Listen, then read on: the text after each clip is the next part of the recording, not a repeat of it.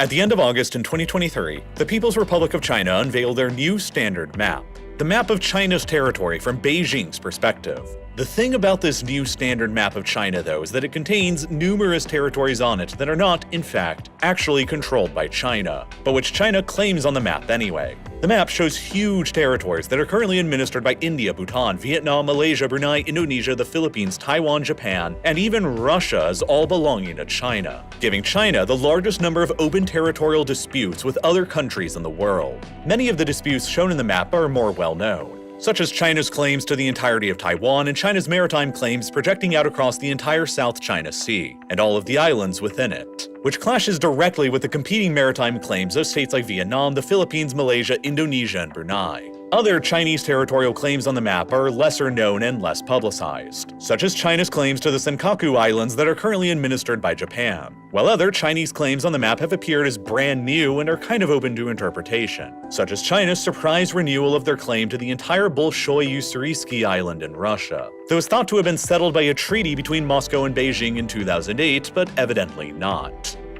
But by far the biggest series of territorial disputes shown on China's new standard map, besides Taiwan and the South China Sea, are across the vast frontier separating China from India across the Himalayan mountains. The border here between the world's two most populous nations stretches and winds for 3,400 kilometers across the Earth's most rugged and harsh geography, through the world's highest mountains and some of its largest glaciers, and as a consequence, it has always been difficult to accurately mark on the ground where one country's territory ends and where another's begins. Consequently, the India-China border to this date has never actually been properly demarcated, and as a result, it is the longest openly disputed border remaining anywhere in the world today. With no legal recognition of what the actual border between them should look like, the de facto border between India and China is known as the line of actual control instead. The frontier between Indian-controlled territory on one side and Chinese-controlled territory on the other, where tens of thousands of soldiers on both sides stand off against each other.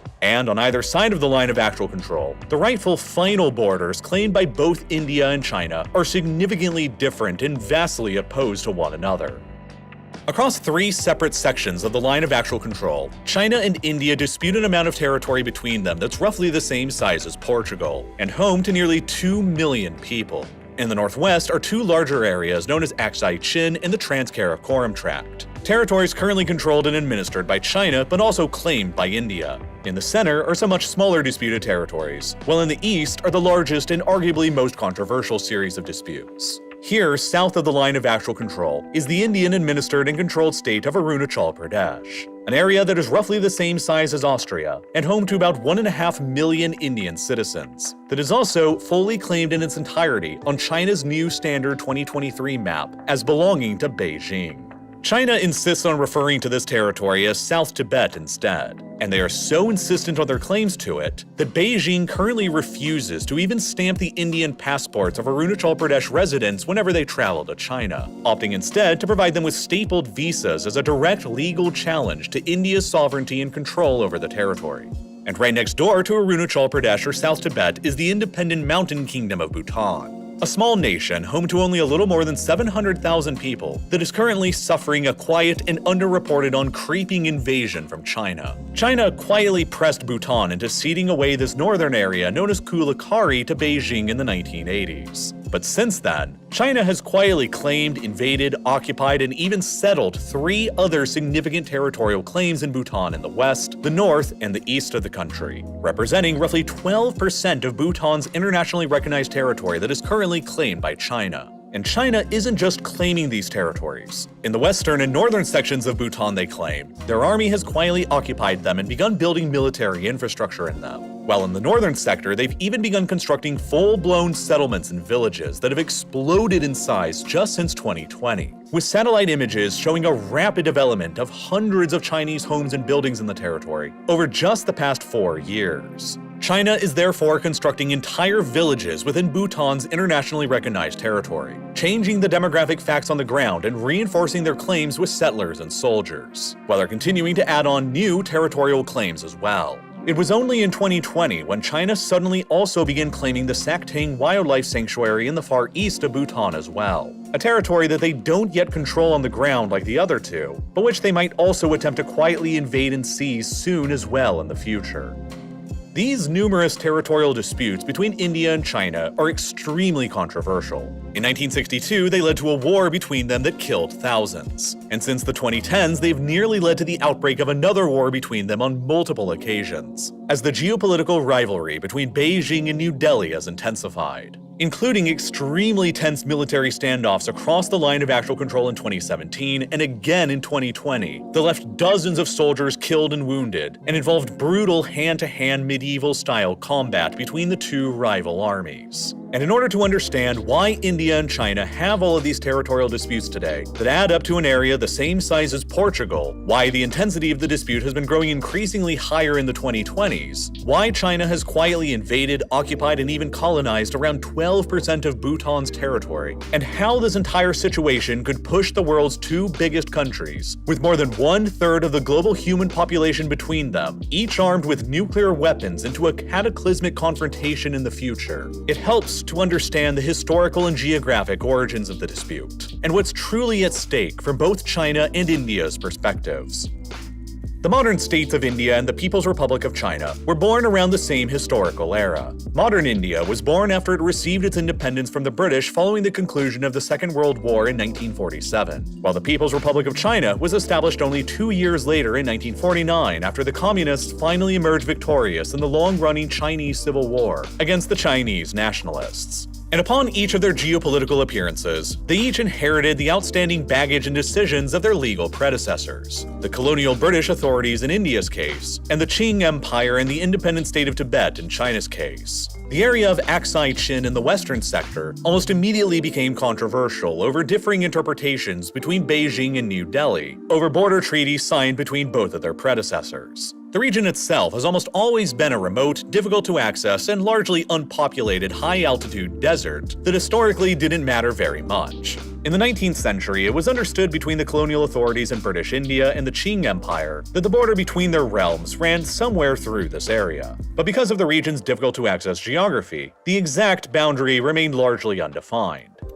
Eventually, in 1897, the British authorities in India proposed the Johnson-Ardugh Line to be the boundary between them along the crest of the Kunlun Mountains, which placed Aksai Chin fully within the territory of the princely state of Jammu and Kashmir, which was effectively a British protectorate at the time. This line was, however, seemingly never actually presented to the Chinese government for approval. And then, just 2 years later in 1899, British authorities in India proposed and presented a completely different boundary line here to the Qing Chinese, called the Macartney-MacDonald Line, which placed the boundary further to the southwest along the crest of the Karakoram mountain range instead, and effectively put Aksai Chin within China instead. The British authorities presented the Macartney-MacDonald Line to the Qing government in 1899 through a note, but the Qing never actually officially acknowledged or responded to it, which has led to more than a century of differing interpretations ever since. The Indian government has insisted that the Qing's lack of a response to the Macartney-MacDonald Line indicated their rejection of it, while the modern Chinese government has insisted that the lack of a response only indicated that the Qing already believed it to be the accepted boundary and that a response wasn't necessary. Confusingly, official British maps from 1899 up until India's independence in 1947 use both the Johnson-Ardugh Line and the Macartney-MacDonald Line almost interchangeably, while no attempts were made by either the British or the Chinese to actually establish any authority between the lines on the ground. So when India achieved its independence in 1947, it claimed the entirety of the princely state of Jammu and Kashmir as its own territory, and they selected the Johnson-Ardugh Line as their official eastern border that placed Aksai Chin within their territory. Well, naturally, after the Communists took over control of China after 1949, they selected the Macartney-MacDonald Line as the official boundary that placed Aksai Chin as an extension of their own Xinjiang province. But despite this disputed boundary, relations between China and India were initially relatively warm. India became the very first non-communist country to recognize the People's Republic of China's government in April of 1950. But merely months after they did that, in October of 1950, China tested the relationship when they invaded and then annexed the de facto independent state of Tibet. After the Qing Empire had collapsed in 1912, Tibet managed to emerge out of the chaos as a de facto independent Buddhist theocracy that survived for decades. although the Republic of China that initially succeeded the Qing never recognized Tibet's independence, and Tibet remained a largely unrecognized state by the rest of the outside international community for its entire existence, except by Mongolia, who had similarly declared their independence following the Qing's collapse. During the roughly 4 decades of the early 20th century that Tibet remained de facto independent, it unilaterally entered into a series of border negotiations with the colonial British authorities in neighboring India. Between 1913 and 1914, Tibetan authorities met with representatives of Britain and the Republic of China at the Simla Convention to discuss the status of Tibet and Tibet's borders with British India. The British proposed that Tibet would remain under the control of the Tibetan government as effectively an autonomous Chinese tributary or vassal state, while the British further proposed that the previously undefined border between British India and Tibet would follow a line drawn up by then British India Foreign Secretary Henry McMahon that became known as the McMahon Line. The McMahon Line placed a vast area that had previously been under Tibetan and Qing influence within British India. And incensed, the Chinese negotiators present at the Simla Convention refused to sign the agreement and left, which left the British and Tibetan representatives to sign the final agreement anyway without Chinese approval that solidified the McMahon Line as the border from each of their perspectives. The nature in which this agreement was signed without Chinese approval has remained controversial for more than a century ever since. By signing the agreement and effectively annexing the territory south of the McMahon Line, the British violated numerous previous treaties they had signed, such as the Anglo-Russian Convention of 1907 that bound Britain into not negotiating with Tibet except through the intermediary of the Chinese government, and the Anglo-Chinese Convention of 1906, which further bound Britain to not annex any Tibetan territory. Since there were significant legal doubts to the McMahon Line's validity even during the time period, the British never even showed the McMahon Line on any of their maps of India until 23 years later after it was signed in 1937. While the British never even published that the Simla Convention had even happened at all in their treaty record, all the way until 1938. China has therefore argued ever since, as both the Republic of China and later as the People's Republic of China, that the Tibetan government never had the legal authority to unilaterally agree with the British on the borders of Tibet, because they argue that China never recognized Tibet's independence. China has thus maintained that the 1914 Simla Convention, that assigned the territory south of the McMahon Line to British India, was an unequal treaty forced upon them during the century of humiliation, and that India's continued control of what they refer to as South Tibet is a lasting legacy of British imperialism. While, conversely, as the legal successor to British India, India recognizes the legitimacy of the McMahon Line and argues that it follows the natural geographic border of the Indian subcontinent across the crest of the Himalayan mountains, and that China's claims to what they call Arunachal Pradesh south of the Himalayas is a legacy of Chinese imperialism to a territory that has been Indian for nearly a century now. Either way, after China invaded Tibet in 1950 and annexed it in 1951, they immediately inherited the territorial dispute south of the McMahon Line controlled by India, in addition to the disputes over Aksai Chin between the Johnson-Ardagh and McCartney-MacDonald lines, as well as several other smaller disputes in between. And the whole reason why the Chinese Communist Party decided to invade and annex Tibet in the first place was rooted in paranoia over the risk of India gaining influence or control over Tibet instead. You see, Tibet is often referred to as the water tower of Asia, or as the world's third pole because it contains the highest and largest reserve of freshwater that can be found anywhere in the world outside of the polar regions. The Tibetan Plateau has tens of thousands of glaciers scattered all across it, and it contains the headwaters that give rise to many of Asia's mightiest rivers, including both the Yellow and Yangtze rivers that flow through China, the Mekong River that flows through Southeast Asia, the Indus River that flows through Pakistan, and the Brahmaputra River that eventually flows through Northeast India and Bangladesh. The waters that originate in the Tibetan Plateau are estimated to provide the lion's share of freshwater supplies to approximately 2 billion people across Asia, while the Yangtze and Yellow rivers through China provide the primary drinking water supply for about 600 million Chinese citizens. Not to mention all of the electricity they provide through modern mega projects like the Three Gorges Dam on the Yangtze River, which all on its own produces roughly the same amount of electricity as the entire country of Bangladesh does, with nearly 170 million people. The security of the water supplies in these two rivers is a core strategic concern of China's. And so, immediately after the People's Republic was proclaimed in 1949, the Chinese Communist Party opted to permanently secure the river sources by securing their control over Tibet. so that a hypothetical regional rival in the future like India would never be able to do that instead.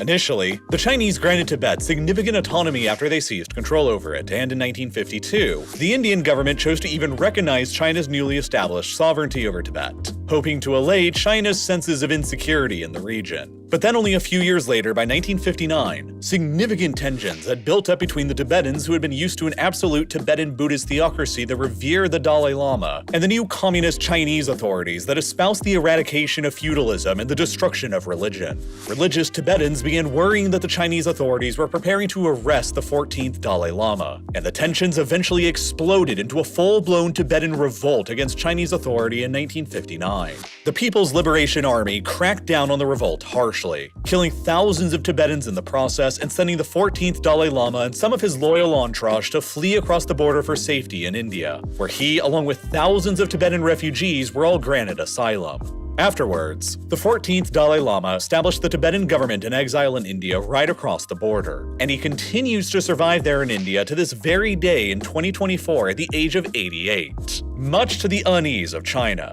China miscalculated at the time in 1959 that India had fomented the rebellion in Tibet, and that New Delhi ultimately intended to transform Tibet into a protectorate of theirs, which would have established Indian control over the sources of the Yangtze and Yellow rivers. And India's subsequent welcoming and hosting of the Dalai Lama and his government in exile only fueled China's paranoia about this even further. In the aftermath, China clamped down on Tibet more harshly and revoked the province's formerly high levels of autonomy, while Chinese control of Tibet established Beijing's comparatively more easy access to the disputed territory of Aksai Chin relative to India, since Aksai Chin was located on the opposite side of the Karakoram Mountains from India and accessible to the rest of the flatter Tibetan plateau from China. This then led the Chinese across the 1950s to construct a strategic highway across Aksai Chin that connected their provinces of Tibet and Xinjiang, which transformed Aksai Chin into a strategically valuable territory for China as an infrastructure linkage point between two of the country's most politically unstable regions. And that led the Chinese authorities to present a deal to India the year after the Tibetan Revolt in 1960, on settling the border dispute between them. China proposed creating a demilitarized zone between them across the length of the border, and offered to recognize India's control over Arunachal Pradesh south of the McMahon Line, in exchange for India recognizing China's control over the newly strategically valuable Aksai Chin, with an updated border region several miles west of the old McCartney-McDonald Line, in order to give China a large buffer away from their strategically valuable highway. India, however, categorically refused the Chinese offer on all counts, insisted that both Arunachal Pradesh and Aksai Chin were Indian territories, and began moving troops to advance towards India's claimed borders. If India advanced all the way towards their claimed boundary in Aksai Chin towards the old Johnson-Ardagh line, then the Indians would have severed the highway connecting Tibet and Xinjiang, and they would control a geographic launch pad on the other side of the Karakoram Mountains within the Tibetan Plateau itself, that they could use to project power into the rest of Tibet from. And calculating that that was unacceptable, the Chinese decided to respond by launching a war against India in 1962. Thousands of soldiers died in the ensuing Sino-Indian War, and by the end of it, the Chinese had emerged decisively victorious, pushing their de facto line of control all the way to their desired western frontier in Aksai Chin to the foothills of the Karakoram Mountains, and even advancing deeper south of the McMahon Line in the east into Arunachal Pradesh, though they decided to withdraw back north across the McMahon Line afterwards, so as not to antagonize outside powers too greatly like the United States. The defeat in the 1962 war served as a national shock and humiliation to India, while it provided a lesson at China that deterring India's territorial ambitions in the region required occasional displays of violence to put down. For decades afterward, the border dispute between India and China remained present but at a lower level of intensity, as China dealt with numerous internal crises and economic problems that disincentivized external shows of strength. Beijing pursued territorial compromises and settlements with many of their other neighbors during this time period, like with Myanmar and Nepal during the 1959 Tibetan Uprising,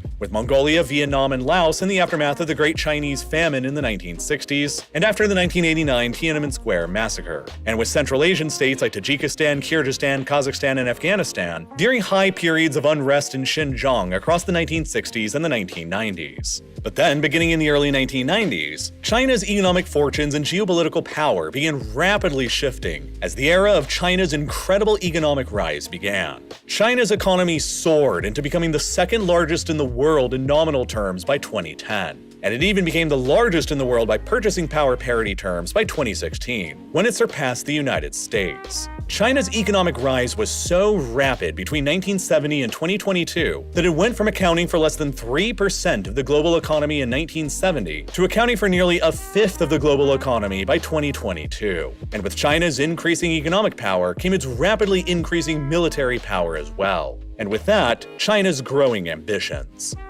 China became less and less interested in settling and compromising with its remaining open territorial disputes it had with Taiwan in the South China Sea and with India and Bhutan across the line of actual control. And after the rise of Xi Jinping to power in China since 2012, the People's Republic has pursued a much more aggressive and assertive foreign policy with its neighbors, a trend that has been similarly followed in India since the 2014 election of Narendra Modi, who also pursues an assertive and nationalist foreign policy for India as well. From the current perspective of New Delhi in 2024, they have many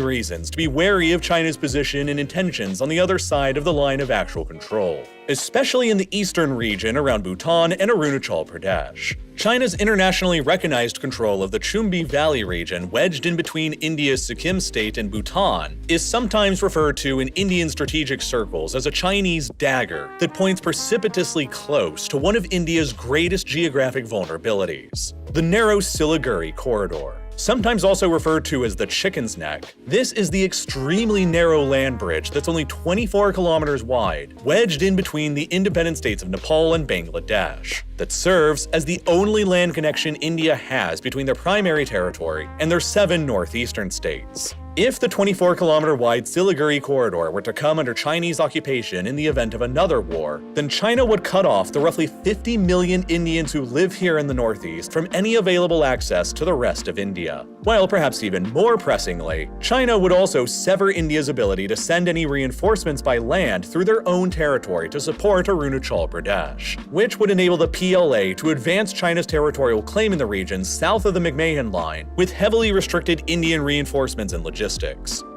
This paranoia from India's perspective is not helped by the location of China's territorial claims and incursions into Bhutan either, and specifically this Chinese claim in Bhutan immediately to the east of the Chumbi Valley, known as the Doklam Plateau. Were China to gain a firm control over the Doklam Plateau here, they would acquire the strategic eastern high ground looking down into their own Chumbi Valley that would reinforce their control over the valley, enable them to more effectively mobilize and concentrate troops in the area, and grant them more access routes into India in the event of a conflict, while they would also extend their territorial control much further south to the southern foothills of the Himalayan mountains, which would then enable the PLA to easily observe the Siliguri corridor only 87 kilometers away and observe any potential Indian troop movements flowing through the corridor. India has maintained a very close special relationship with Bhutan ever since they signed a treaty of friendship all the way back in 1949, which granted India special guidance over Bhutan's foreign and defense policy, especially as it related to China. That treaty was only slightly relaxed as recently as 2007,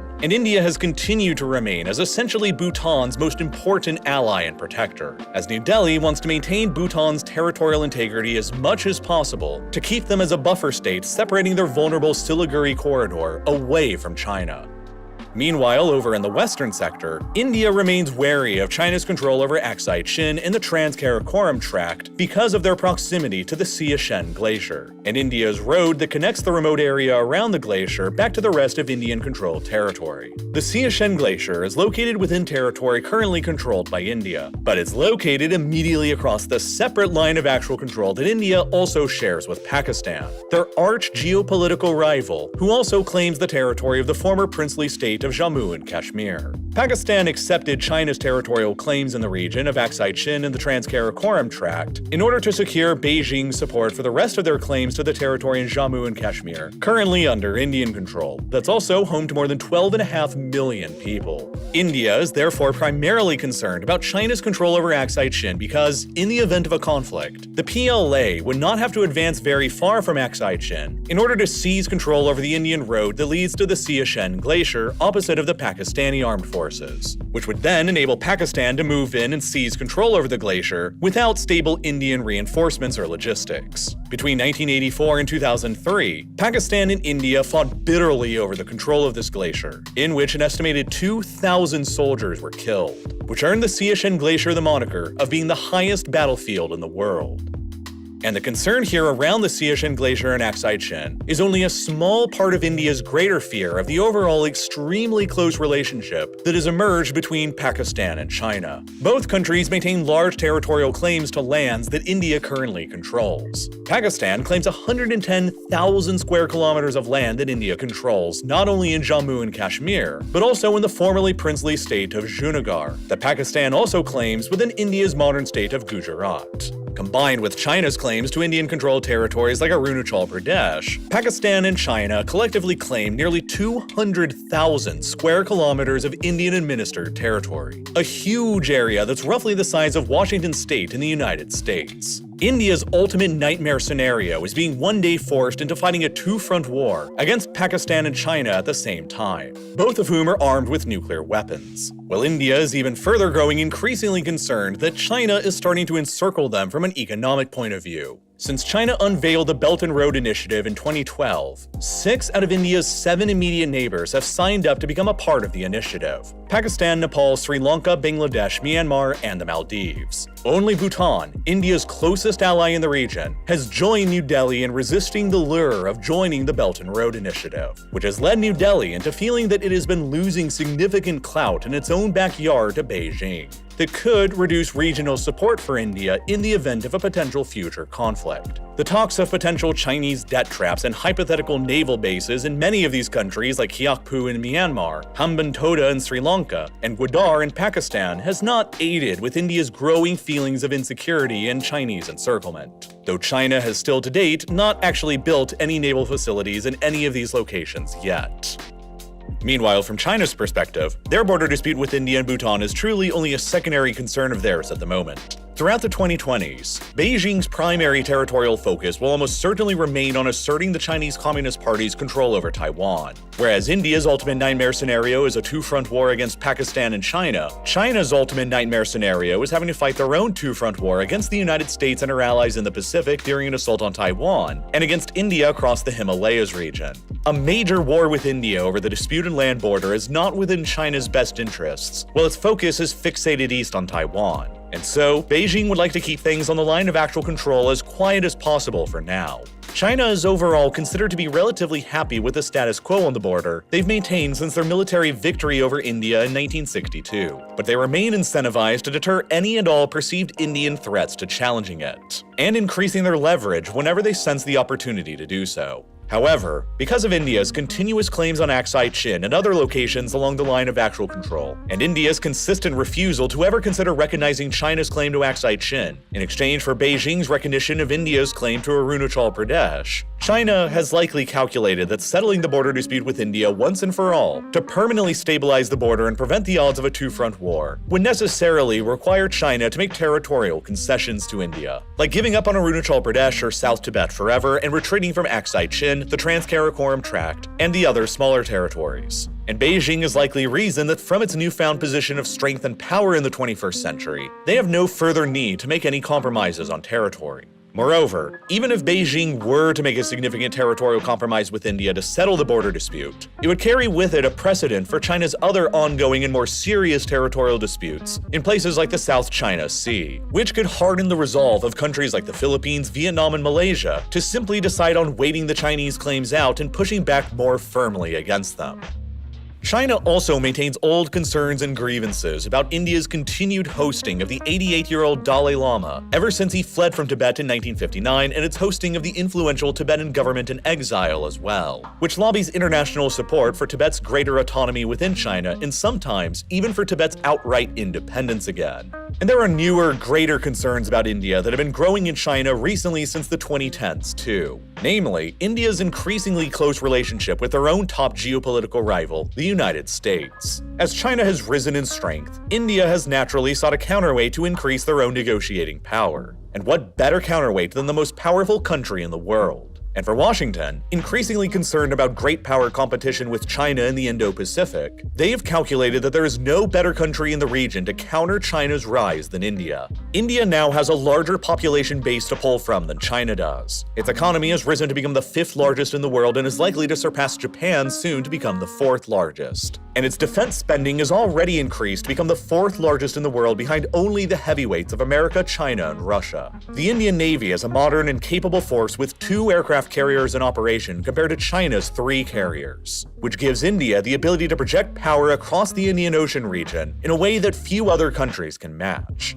Wishing to court India against China since the 2010s then, Washington has invested considerable diplomatic effort into pleasing New Delhi. The United States amended its own domestic laws to allow for the construction of 6 US-designed nuclear power reactors in India in 2016. The United States has publicly backed India's efforts to become a new permanent member of the United Nations Security Council, which China opposes. The United States has exempted India from sanctions that other countries have suffered by purchasing oil from Iran and Russia. And in 2017, after a nearly decade-long hiatus, India, Australia, Japan, and the United States revived the Quadrilateral Security Dialogue, or the Quad, between them. A strategic security dialogue that involves joint military exercises dedicated to countering China's maritime claims in the South China Sea and the Indo-Pacific, both militarily and diplomatically. India's capable navy and their possession of a series of far-flung islands known as the Andaman and Nicobar Islands make Beijing's military planners particularly anxious. These islands sit strategically close by to the western entrance of the Malacca Strait, a narrow choke point that represents the fastest maritime route available between the Chinese Pacific coast and the rich oil and gas fields around the Persian Gulf. The Malacca Strait therefore represents China's most critical energy artery, through which an estimated 60% of China's entire oil supply flows through. If the US or allied navies were to blockade the Malacca Strait during a wartime scenario, such as during an attempted Chinese invasion of Taiwan, then 60% of China's oil supply would immediately become eliminated, which would quickly begin to starve their war machine of vital fuel. The US Navy already maintains a base on the eastern edge of the Malacca Strait in Singapore, and if the Indian Navy joined the war, or worse, granted the US Navy the rights to base themselves in the Andaman and Nicobar Islands too, then China would face the dilemma of defending the critical Malacca Strait against hostile naval forces on both of its flanks. Moreover, back along the line of actual control on land, India's open bellicosity towards Pakistan and their competing claims with Pakistan in Jammu and Kashmir is yet another grave concern of Beijing's to have to deal with. Since 2015, China's single largest project of their entire Belt and Road Initiative has been focused in Pakistan and dubbed the China-Pakistan Economic Corridor, or CPEC. China has poured more than $65 billion worth of investment into developing this project over the decades since it began, which includes a modern deep-water port at Gwadar on the coast and a well-built road and rail line from the port leading up across Pakistan's territory into China's Xinjiang province. To Beijing, the CPEC has become a cornerstone of their strategy in avoiding their reliance on the Malacca Strait for oil imports coming in from the Persian Gulf. Since, with the CPEC operational, Persian Gulf oil can just be transported to Gwadar and then carried by truck or rail car up through Pakistan and into China directly, which greatly reduces China's vulnerability to an American naval blockade in Malacca.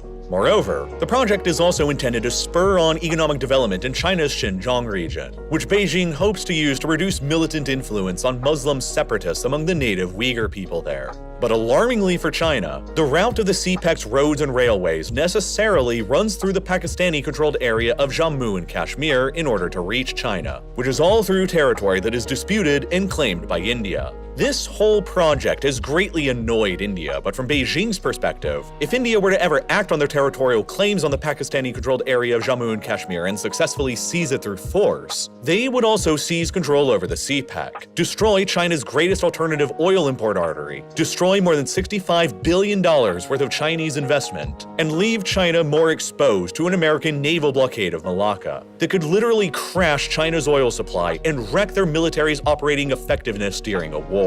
Worse still, China perceives its air force as being at a distinct disadvantage along the line of actual control with India, because the operating altitudes across the Tibetan Plateau to the north of the line are much higher than the altitudes in India to the south of the line, which lengthens the ignition times required of China's jet engines and restricts their aircraft's fuel and payload capacities, which already will make China's air campaigns in the region more difficult than India's, and doubly so if their oil supply is restricted by Indian and American seizures of their critical import arteries.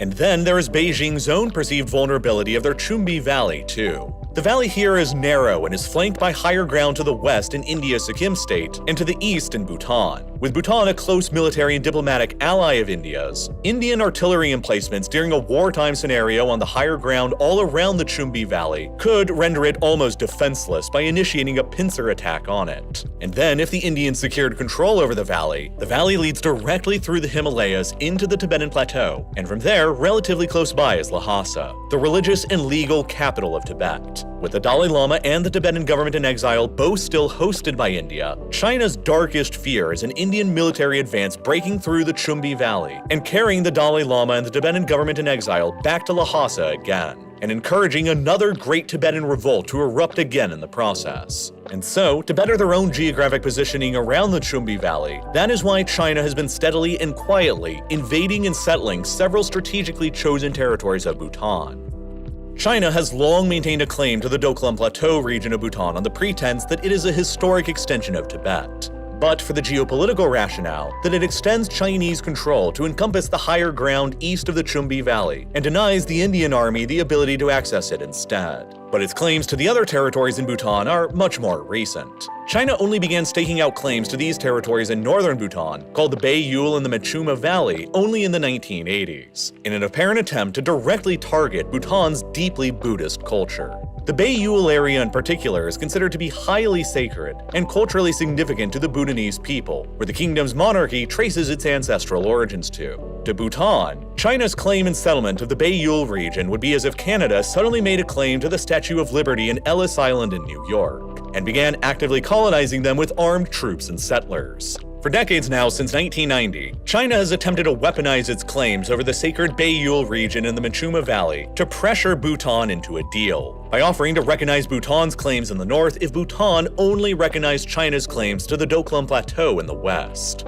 China has noted during negotiations that their claim in the north is 495 square kilometers, while their claim in the west is only 269 square kilometers, implying that Bhutan stands to acquire the larger and more culturally significant territory by accepting the deal. But accepting such a deal would immediately jeopardize Bhutan's relationship with its historic protector and ally, India, who would be loath to see China's geographic position in the Doklam Plateau be strategically enhanced so nearby to their own vulnerable Siliguri corridor. India has relentlessly pressured Bhutan into never accepting the deal with China while standing up for Bhutan's complete territorial integrity. But China has also continued building up the pressure on Bhutan to cave into it. In 2020, after decades of failed negotiations, China suddenly began claiming a whole new territory in the east of Bhutan, encompassing the Saktang Wildlife Sanctuary, in an apparent message to Bhutan that if they continue refusing to yield the Doklam Plateau, China will just continue claiming even more of Bhutan's territory. And in addition to the paper claims on maps, China is solidifying their claims on the ground with a rapid influx of settlers and soldiers since 2020 as well. In only the past 4 years, the Baiyul and Machuma Valley areas claimed by China in northern Bhutan have seen a rapid pace of Chinese infrastructure development and settlement. Dozens of miles of roads have been paved. Hundreds of houses and other structures capable of supporting hundreds to even thousands of Chinese settlers have been constructed. And even military and police outposts and electricity plants have been spotted by satellites. China is constructing entire villages within their claimed territories in Bhutan, and within the sacred region of the Baiyul, increasing the pressure on Bhutan's government even further to yield in order to regain their own control over the sacred Baiyul in exchange for giving up the Doklam Plateau.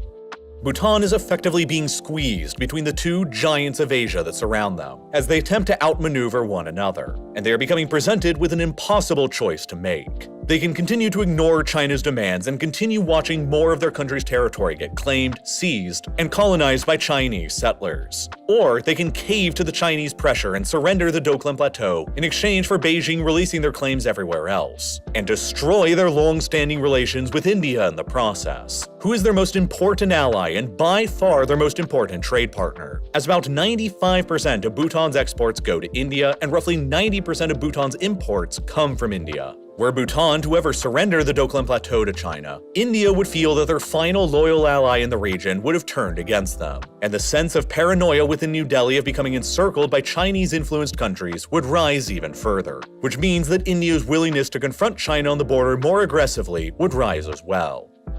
Bhutan is a small but strategically located kingdom of fewer than 800,000 people wedged in between two nuclear-armed giants, with more than 1 billion people each. And so they do their best to appease both sides as much as possible in order to avoid a full-blown war from erupting across their territory between them. Bhutan has long maintained diplomatic relations with India ever since India's founding in 1947, and India's guarantee of Bhutan's protection since 1949, while Bhutan has never established formal diplomatic relations with China in any of its forms. Curiously, Bhutan is the only country in the world who's never officially recognized either the mainland-based People's Republic of China nor the Taiwan-based Republic of China, refusing to recognize the PRC in order to appease India, but also refusing to recognize the ROC in order to not infuriate Beijing too greatly. Moreover, Bhutan has also avoided ever establishing diplomatic relations with any of the world's other major powers as well, so as not to antagonize China too greatly. Bhutan is the only UN member state who maintains no diplomatic relations with any of the 5 permanent members of the United Nations Security Council, including none with the United States.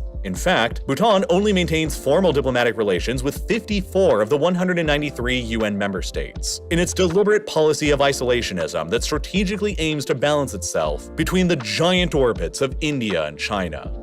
But it ultimately remains difficult to see how this crisis at the roof of the world will ever be solved through diplomacy, as China continues encroaching on Bhutan's territory, expanding their territorial claims even further, building villages and bringing in thousands of settlers. A clash between China and India over the status of Bhutan may eventually be coming, even though all sides involved wish to avoid one. And it's already come very close to happening already. In 2017, Chinese soldiers attempted to construct a road in the disputed Doklam Plateau of Bhutan that would have connected the territory to the Chumbi Valley in Tibet, which would have enabled Chinese troops and equipment to more easily access it. Terrified, the Indian army came in with bulldozers and confronted the Chinese soldiers in Doklam, and initiated a tense 73-day standoff where both armies formed human chains to face each other down before both sides withdrew. Then, 3 years later in 2020, calculating that it needed to display a greater show of force towards India, the Chinese began advancing thousands of soldiers towards different locations in the western section of the line of actual control, which sparked a fierce Indian response and massive clashes along the border. In a previous attempt to de-escalate tensions along the line of actual control, both India and China had agreed back in 1996 to ban all of their soldiers from carrying firearms or explosives near the border area to reduce the chances of a major incident taking place that could cascade into a full-blown war again. So because of that ban, thousands of Chinese and Indian soldiers faced each other off high up in the mountains in 2020, armed with more primitive melee weapons instead, like spiked clubs, metal bars wrapped in barbed wire, riot gear, and machetes, which led to the combat taking place between them in 2020, appearing to be more out of the medieval era than the 21st century. Depending on the sources, the melee clash between the Indian and Chinese armies then resulted in the deaths and injuries of dozens of soldiers on both sides, representing a massive escalation along the line of actual control, since they were the first deaths caused by combat between India and China along their disputed border in more than 45 years, which led to campaigns in India to boycott Chinese products, and India's subsequent banning of hundreds of Chinese apps in the country, including TikTok and Alibaba. The crisis sharply escalated geopolitical tensions between China and India and has reverberated over the years since into the present day. And the next part of this video that covers how these border clashes went down and why they were so violent in 2020 compared to previous decades is all vital context to understanding where the dangerous India-China relationship is going in the future. But unfortunately, due to the inherently violent, controversial, and very recent nature of discussing in detail how one of the bloodiest melee battles of the 21st century happened, the next part of this video that would cover all of it would almost certainly cause the rest of the video before it to become demonetized and age-restricted, which ultimately would mean that YouTube's algorithm would have never promoted any of this video to you, and you would probably never have seen any of it. But thankfully, I was still able to produce the next part of this video anyway in my ongoing Modern Conflict series, because of the power of this video's sponsor, Nebula, where you can go and watch the next 30-minute part covering everything you need to know about what happened between India and China in 2020 that led to thousands of their soldiers engaging in a massive melee battle, and what could happen between them next going forward. And this is also just one of more than several dozen exclusive full-length real-life lore videos that you can only find on Nebula in my overall Modern Conflict series there, that can all only be found over there because of all of their darker, more controversial subject material. There are other episodes you can go and watch right now covering subjects like China's totalitarian repression against the Uyghur people in Xinjiang, These 6 episodes covering the greater scope and timeline of the entire ongoing Russian invasion of Ukraine from 2014 to the present. Or these episodes covering the recent international war against ISIS. Deeper dives into the civil wars being currently waged in Myanmar, Syria, Sudan, Yemen, and Libya, and dozens of others with brand new episodes releasing over there every single month. And brand new as of just 2 months ago is also the launch of my latest exclusive series on Nebula called War Room, which will track all of the latest breaking news developing from conflicts around the world into a single easily digestible monthly video briefing series that'll help you stay even more up to date and informed on what's happening around the world and why. The 3rd episode of this series, covering all of the major worldwide crises that took place in April last month, is live on Nebula for you to go and watch right now, while new episodes will be released every single month, just like the monthly new episodes in Modern Conflicts have been, meaning 2 new exclusive real-life lore videos on Nebula every month going forward. And what's even more, you also get access to all of the other amazing exclusive content that's on Nebula. Because the best part about this site is that it's jointly co-owned by all of its creators, built by me and hundreds of other independent YouTubers and podcasters. And because it's a subscription-based service, we all get to work on way bigger and higher budget productions over there than we ever could do on YouTube. That's why there's tons of other exclusive content you'll find equally fascinating from all of these other creators over there you probably also already know as well. And right now, Nebula is also selling lifetime memberships that will last for as long as both you and Nebula exist. Lifetime memberships cost $300 and they'll last you forever. There's no tricks or gimmicks, you just pay once and you'll have access to everything that will ever exist on Nebula forever. That way, you can avoid paying a recurring monthly subscription, and the capital we're raising from lifetime subscriptions are all being reinvested into even more new content on the site to expand our even more ambitious projects of movies, plays, shows, and documentaries that are all still soon to come, and that I'm very excited about. And best of all, if you'd rather sign up for an annual or monthly plan to Nebula, that's fine too. And you can sign up for one by clicking the button that's here on your screen right now, or by following the link down below in the description, or by scanning the QR code here on your screen. Any of which will give you an insanely good 40% discount off of an annual subscription, which means it'll only cost you $2.50 a month for all of this awesome exclusive content from myself and hundreds of other independent creators. It's the absolute best way to help support what I'm doing here on Real Life Lore, and as always, thank you so much for watching.